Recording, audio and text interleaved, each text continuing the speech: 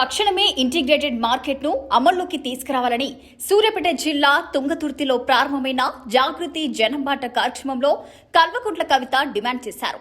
సూర్యాపేట కొత్త బస్టాండ్ నుండి కూరగాయల మార్కెట్ వరకు సాగింది.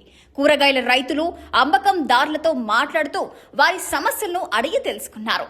కోట్ల రూపాయలతో నిర్మించినటువంటి ఇంటిగ్రేటెడ్ మార్కెట్ను నాణ్యత లేకపోవడంతో రీసౌండ్ వస్తుందని ప్రభుత్వం వెంటనే నాన్ వెజ్ మార్కెట్ను వెలుగులోకి తీసుకురావాలని కోరారు. జిల్లా కలెక్టర్ వెంటనే స్పందించి మోడల్ మార్కెట్ని వెలుగులోకి తీసుకురావన్నారు. ఇక సూర్యాపేట అంటేనే ఒకవైపు సూర్యుడు వెలుగు, మరోవైపు విప్లవం, ఎంతో మంది వీరులకు జన్మనించిన ప్రదేశం సూర్యాపేట అని, ఈ ప్రాంతం నాకెంతో ఇష్టమైన ప్రదేశమని, జాగృతి ప్రజా సమస్యలపై పోరాడుతుందని కల్వకుంట్ల కవిత పేర్కొన్నారు.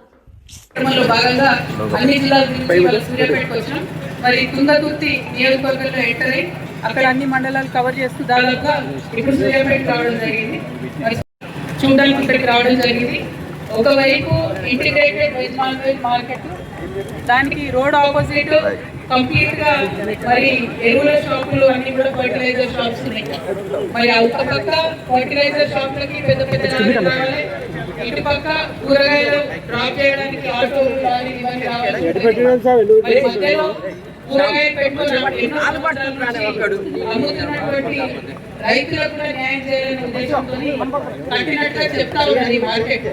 కాకపోతే మరి నాణ్యత లేకపోవడం, లోపలికి వెళ్ళినటువంటి ఆడబిడ్డలు ముఖ్యంగా కూరగాయలు అమ్ముకుంటే మాక్సిమం లేడీస్ ఉన్నారు. లోపలికి వెళ్ళిన వాళ్ళందరూ రెండు సమస్యలు చెప్తున్నారు. ఒకటి కంప్లీట్ గా రీసౌండ్ వస్తుంది, రెండు లేవు, మూడు ఆ హైట్ ప్లాట్ఫామ్ హైట్ ఏదైతే ఉంటుందో చాలా పెద్దగా పెట్టిరు. అన్నిటికన్నా ఎక్కువ ఏంటంటే డైరెక్ట్ గా మెట్లు పెట్టినారు. సో కూరగాయలు వచ్చేవి అన్లోడింగ్ ఏదైనా కూడా ఈ బయట మెట్ల దగ్గర నుంచి లోపల ప్లాట్ఫామ్ వరకు కూడా ఆడవాళ్ళే మోసుకొని వెళ్ళేటటువంటి పరిస్థితి. చాలా మంది పెద్దవాళ్ళు ఉన్నారు, రైతులు, వాళ్ళు వచ్చి అమ్ముకుంటున్నారు. వాళ్ళు ఇక్కడ నుండి కూరగాయలు లోపలికి మోసుకోపోలేక మేము లోపలికి వెళ్ళము అని చెప్పి తీవచ్చి మళ్ళీ రోడ్ల మీద అమ్ముకుంటున్న పరిస్థితి. ఇంకొక పక్క లోపభూయిష్టంగా కట్టినారని చెప్పి చెప్తా ఉన్నారు, క్వాలిటీ లేకుండా మార్కెట్ కట్టారని చెప్తున్నారు. 36 crores అని కొందరు అంటున్నారు, 50 crores అని కొందరు అంటున్నారు. సో అల్టిమేట్ గా ఏదేమైనా ప్రజలకైతే ఇది పని రావడం లేదు. దీన్ని సత్వరమే వినియోగంలోకి తీసుకొచ్చే విధంగా ప్రభుత్వం ప్రయత్నం చేయాలని చెప్పి నేను డిమాండ్ చేస్తా ఉన్నాను. మరి ఇక్కడ ఎమ్మెల్యే ప్రతిపక్షం, అదేవిధంగా అధికారంలో కాంగ్రెస్ పార్టీ ఉంది.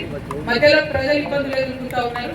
కాబట్టి ప్రభుత్వం కూనుకొని ఖచ్చితంగా ఈ మార్కెట్ యూటిలైజేషన్ చేసే విధంగా ప్రయత్నం చేయాలి. దానికోసం జాగృతి జనం బాటలో ఇట్లాంటి అనేక సమస్యలను తెలుసుకుంటూ వాటిని పరిష్కరించే ప్రయత్నం చేస్తున్నాం. ఇప్పుడు జిల్లాలు చిన్నగానే జిల్లా కలెక్టర్ గారు కూనుకుంటే తొందరగా అయిపోయే పని, చిన్నపాటి మరమ్మతులు చేసి ప్లాట్ఫామ్ సైజ్ తగ్గించి నీట్గా ఒక ర్యాంప్ వేస్తే లోపలికి కూరగాయల వాళ్ళు వెళ్ళిపోయేటటువంటి ఆస్కారం ఉంటుంది. చిన్న చిన్న విషయాలతో ఆగిపోయింది. దాదాపుగా 3 years అయింది ఆగి. 3 సంవత్సరాల నుంచి ఇంత పెద్ద ప్రభుత్వ ఆస్తి ఖాళీగా పడి ఉండడం ఎవరు కూడా మంచిది కాదు. తక్షణమే కలెక్టర్ గారు స్పందించాలి, దీన్ని చర్యలు తీసుకోవాలని చెప్పి నేను డిమాండ్ చేస్తా ఉన్నాను.